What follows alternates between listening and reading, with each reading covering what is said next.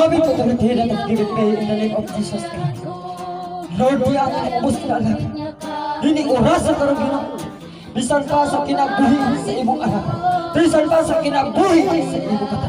Dini oras sa karong. Pagkuha ang dagat sa akin. Pagkuha ang dagat sa akin.